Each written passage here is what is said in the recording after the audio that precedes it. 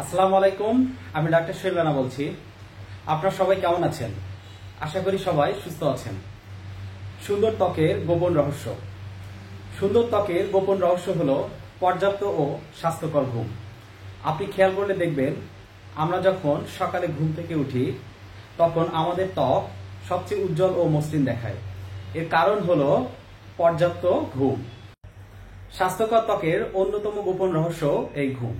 আমরা যখন ঘুমিয়ে থাকি তখনও আমাদের শরীর কাজ করে।